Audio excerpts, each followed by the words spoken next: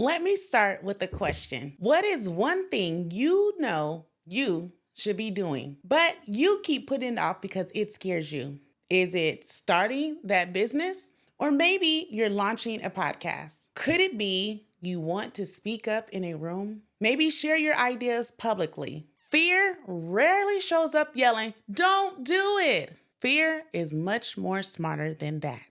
It whispered things like, "Wait until you're more prepared. People might judge you." Or, "You should learn a little bit more before you try it." And before you know it, months, sometimes years, have gone by. Today, we're going to talk about something that holds more people in the chokehold than the lack of talent, money, or opportunity. And guess what? Her name is fear, or his name is fear. More specifically, how fear convinces capable people to stay small and how you can move forward anyway. Welcome back to the Pivot to Profit podcast, where personal growth meets business strategy. This podcast is for people who understand that building something meaningful, whether it's a business, a nonprofit, an initiative, whatever it is, requires more than strategy. It requires growth. Growth in how you think, growth in how you lead, and sometimes growth in how you are willing to continue to show up in spite of. I'm your host, TaVia Wooley, a nonprofit leader, communication strategist, an entrepreneur, and an all-around pivot queen. And more importantly, I'm someone who has learned that most of the pivots that change your life start with one uncomfortable decision. Y'all, it gets very uncomfortable. The decision to act even when you feel uncertain. Today, we're talking about fear. How it works, why it feels so convincing, and how to stop letting it make your decisions. Let's get very open and honest. Fear is a liar with good marketing. Yeah, I know, right? Those are some headlines. Fear has excellent branding. It knows exactly how to package itself so it sounds responsible.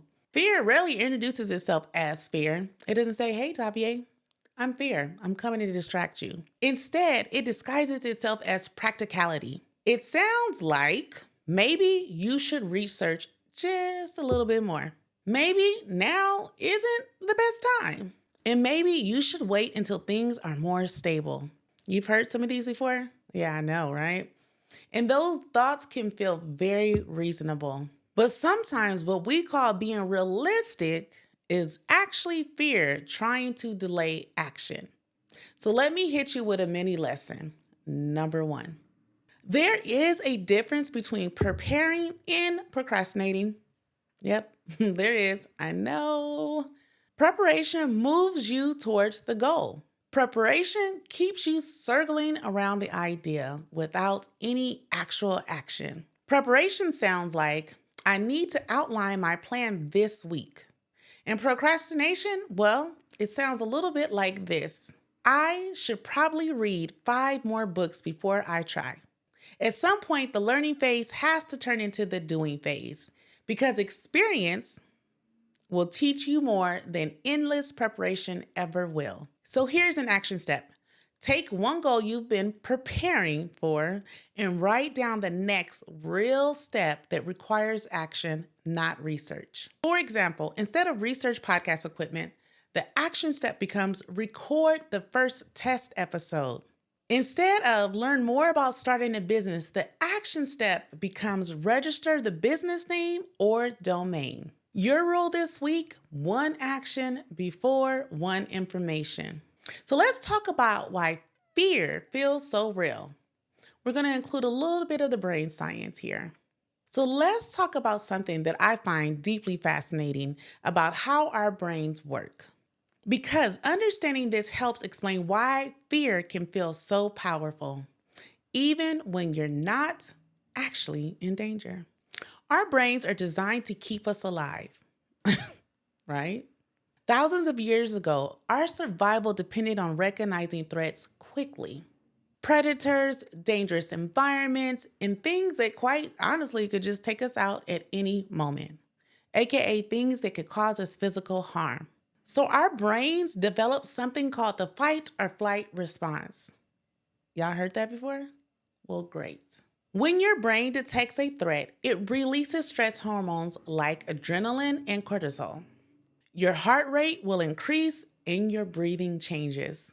Your body prepares to either fight the danger or run from it. That response is incredibly useful when you're facing a real life threatening event. But here's the interesting part. Your brain doesn't always know the difference between a physical threat or a perceived psychological threat. Your brain can trigger the same response when you are speaking in public, posting content online, starting something new, or taking a professional risk. Even though those things are not life-threatening, your body reacts as if they might be. So are you ready for mini lesson number 2? Feeling nervous is not always a warning sign. Sometimes it's simply your brain reacting to uncertainty in unfamiliar territory. So here's your action step. The next time fear shows up, pause and ask yourself, am I actually in danger right now? Or am I simply doing something new? If it's the second one, take 3 slow breaths and immediately complete one small forward action. This trains your brain to associate growth with safety. Now, I want to share something personal because I think a lot of people quietly struggle with this. The fear that showed up the strongest in my own journey wasn't the fear of failure. It was the fear of visibility. It was the idea of stepping forward and using my voice publicly, speaking on issues that matter and advocating for change, taking up space in conversations that affect communities, especially when you're speaking about systems, inequities, or things that challenge the status quo. Visibility comes with attention. And let's be honest, not all attention is positive. For a long time, I worried about what that could bring. Criticism, unwanted attention, people misunderstanding the work. Eventually, I had to ask myself a hard question. Was staying quiet protecting me or limiting the impact I knew I could make? The truth is, the work I care about, such as building opportunities for the overlooked in our community, creating platforms for the voices that aren't always heard, requires visibility. Are you ready for mini lesson number 3? Sometimes the fear isn't about the work. It's about what comes with the work. Visibility, responsibility, criticism, and attention. So let's jump into an action step. Choose one way to use your voice publicly this week. That could be simply posting an idea, record a short insight, and/or share a perspective you normally keep to yourself. Visibility grows with repetition. One of the most common traps people fall into is waiting until they feel ready. Did I strike a chord right there? But psychological research actually shows that humans are very bad at predicting when they feel ready for something new. There's a concept in behavioral science called action bias. Action bias suggests that taking action, even imperfect action, tends to produce better outcomes than waiting for the perfect time. Another important concept comes from psychologist Albert Bandura, who introduced the idea of self-efficacy. Self-efficacy is your belief in your ability to succeed at something. But here's the key insight from decades of research. Self-efficacy does not grow from thinking about success. It grows from experiencing progress. Bandura identified 4 primary ways people build confidence. Let's get into it. Mastery experiences, doing something successful. Number 2. Social modeling, seeing people like you succeed. That is one of my personal favorites that has helped me along the way. Number 3, encouragement from others. And number 4, managing emotional responses like anxiety. Notice something important? The most powerful factor is the first one, actually doing the thing. You build confidence by collecting small wins. This means waiting to feel ready is often backwards because readiness is usually the result of action, not the prerequisite. Another concept that supports this is what Stanford psychologist Carol Dweck calls growth mindset. A growth mindset recognizes that ability develops through effort and learning. People with a growth mindset don't wait until they're confident. They start with the expectation that they'll improve through practice. Here's mini lesson number 4. Confidence is not something you wait for. Confidence is something you build through experience. Every action you take provides your brain with evidence that you are capable of learning and adapting. So here's an action step for you. Use what I call the 70% rule. If you feel about 70% prepared, begin. Write the post. Submit the proposal. Record the episode. Your goal is not perfection. Your goal is data and experience, because experience is the fastest way to increase confidence. So let's talk about the cost of inaction. When people think about risk, they usually focus on the cost of failure. But behavioral economists have studied something called loss aversion, a concept introduced by psychologists Daniel Kahneman and Amos Tversky. Forgive me if I have butchered those names. Loss aversion means humans feel the pain of potential loss more strongly than the excitement of potential gain. So our brains naturally focus on what could go wrong. But here's the problem. This bias causes us to underestimate the long-term cost of doing nothing. There's also a concept called opportunity cost. Opportunity cost is the value of what you miss out on when you choose one option over another. When someone delays starting a business, they aren't just avoiding risk.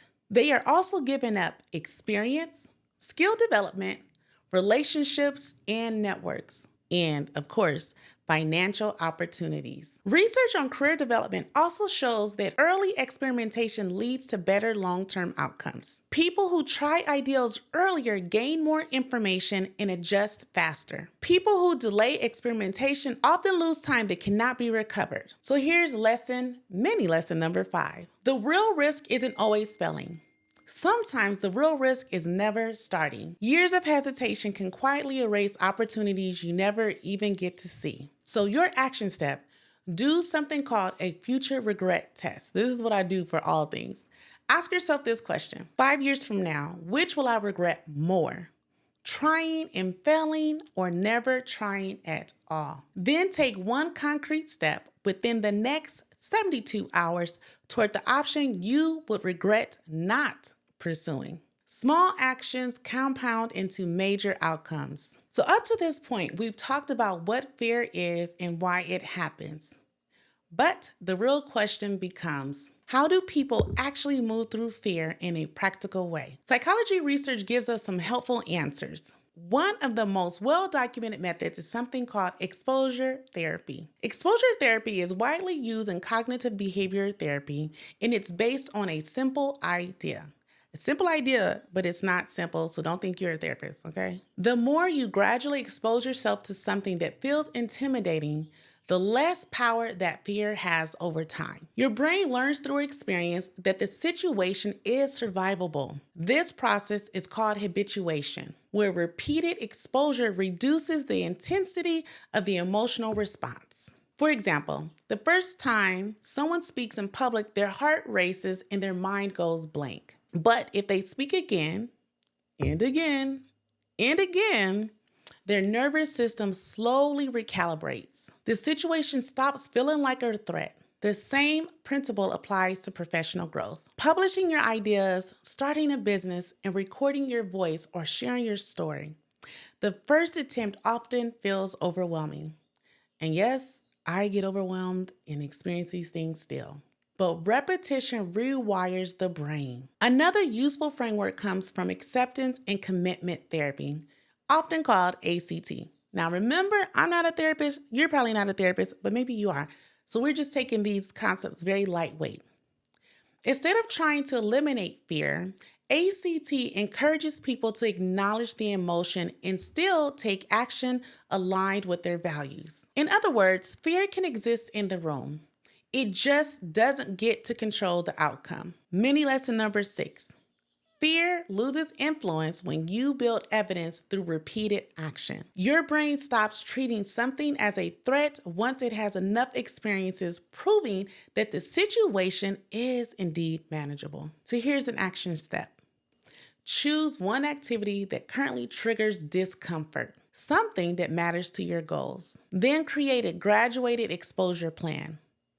Start small and repeat consistently. For example, if public speaking makes you nervous, Then step 1, share an idea in a small meeting. Step 2, record a short video explaining your perspective. Step 3, speak to a small audience. And step 4, accept a larger speaking opportunity. Consistency is what retrains the nervous system. The goal isn't dramatic leaps.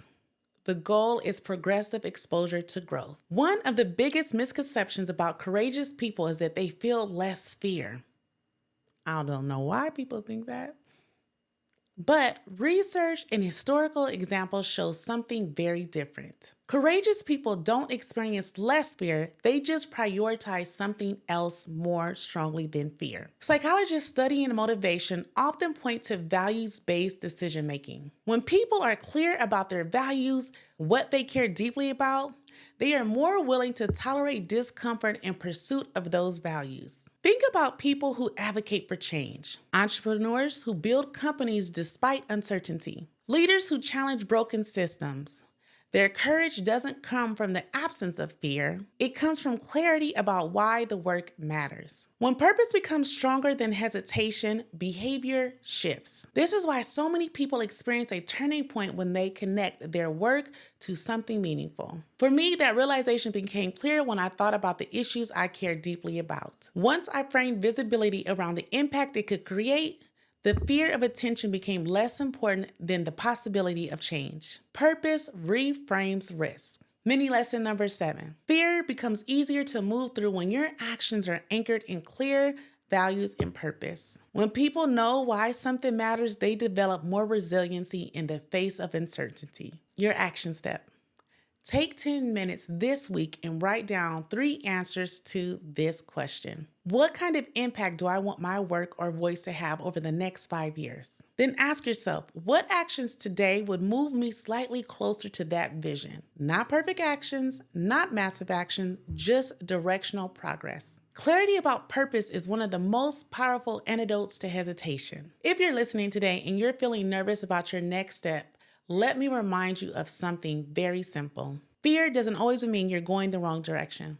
Sometimes it means you're standing right at the edge of growth. The life you're building will ask you to step outside of what feels comfortable. Not perfectly, just courageously enough to take the next step. If this episode resonated with you, share it with someone who might be letting fear hold them back. And if you're building something meaningful, whether that's a business, a movement, or something more personal, keep going because the world doesn't need more people who feel ready. It needs more people who are willing to move forward anyway. This is the Pivot to Profit podcast where personal growth meets business strategy. I'll see you in the next episode. Y'all come back now, you hear?